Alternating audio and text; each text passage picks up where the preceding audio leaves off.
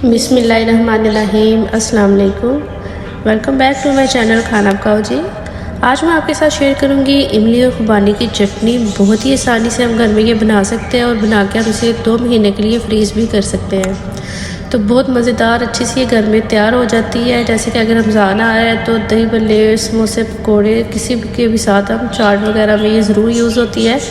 तो बाज़ार से कई गुना बेहतर हम ये घर में बना सकते हैं। वीडियो में आगे बढ़ने से पहले आपसे रिक्वेस्ट है कि आपने वीडियो को फुल वॉच करना है और आपको अगर ज़रा भी अच्छी लगे तो आपने इसे लाइक कर देना और अगर चैनल पर नए हैं तो सब्सक्राइब भी ज़रूर कर दीजिएगा। चलिए शुरू कर लेते हैं अपनी रेसिपी। मेरे पास 1 पाव खुबानी है। इसे मैंने तकरीबन 2 घंटे पहले भिगो दिया था और इससे हाफ़ क्वांटिटी में मेरे पास इमली है। इमली को भी मैंने साफ़ करके आधा कप पानी में भिगो दिया है। तकरीबन आप इसे ज़्यादा से ज़्यादा टाइम देंगे तो ज़्यादा बेहतर है, वरना 2 घंटे ज़रूर दें। 2 घंटे पहले मैंने खुबानी को भिगोया था अच्छी तरह वॉश करके, तो उसी पानी में मैंने इसे पकने के लिए रख दूँगी।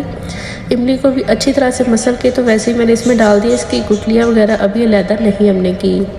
तो इसे पकने के लिए स्टोव के ऊपर रख देंगे। तकरीबन 15 से 20 मिनट हम इसे पकाएंगे जब तक ये दोनों चीज़ें अच्छी तरह से नरम ना हो जाए। तो अगर आपके पास ज़्यादा टाइम हो तो आप इसे ओवरनाइट के लिए भिगो दें। दोनों चीज़ों को सोक करके रख दें तो ये ज़्यादा जल्दी बन के तैयार हो जाती है। तो मेरे पास टाइम शॉर्ट था तो मैंने 2 घंटे के लिए भिगो दी थी दोनों चीज़ें। 15 से 20 मिनट पकाएंगे इसे बहुत अच्छी तरह से। जैसे ये नरम हो जाएंगे हम इसे ठंडा करके तो ब्लेंडर का जग में इसे अच्छी तरह से ग्राइंड करके इस तरह से इसका पेस्ट तैयार कर लेंगे। हमने देखा है जी मैंने दोनों चीज़ों का पेस्ट तैयार कर लिया है। गुठली हमने लैदा कर ली थी। इधर इसका पेस्ट पहले तैयार करेंगे, इसे पीस लेंगे ग्राइंडर में और फिर इसे स्ट्रेन करके वापस हम पैन में डाल देंगे। अब इसके अंदर कुछ मसाले डाल देंगे।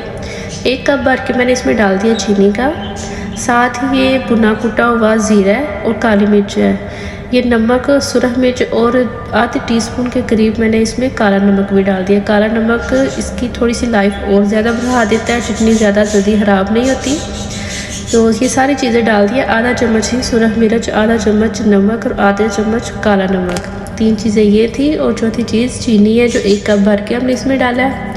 तो बहुत अच्छी तरह से ये सारी क्वांटिटी अगर आप यही रखेंगे तो आपकी चटनी भी बहुत अच्छी से तैयार हो जाएगी। मेरे पास रेड फूड कलर नहीं था तो मैंने येलो फूड कलर डाल दिया। अगर आप ना भी डालना चाहें तो बेशक ना डालें, बहुत अच्छा वैसे भी कलर आ जाता है। तो वैसे रेड फूड कलर इसमें बहुत अच्छा कलर देता है चटनी को। चटनी हमारी तकरीबन तैयार होने ही वाली है और 5 मिनट हम इसे पकाएंगे। थोड़ी सी थिक हो जाएगी तो ये तैयार हो जाएगी।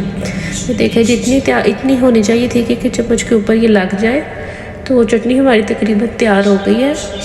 इधर ही हमने स्टोव को कर दिया बंद और इसे नीचे उतार लेंगे चूल्हे से। अगर इधर लास्ट में हम इसमें 2 से 3 पिंच के करीब टाटरी डाल दें या फिर 2 चम्मच के करीब सिक्का डाल देंगे तो चटनी हमारी ख़राब नहीं होगी, वरना ये ख़राब हो जाती है।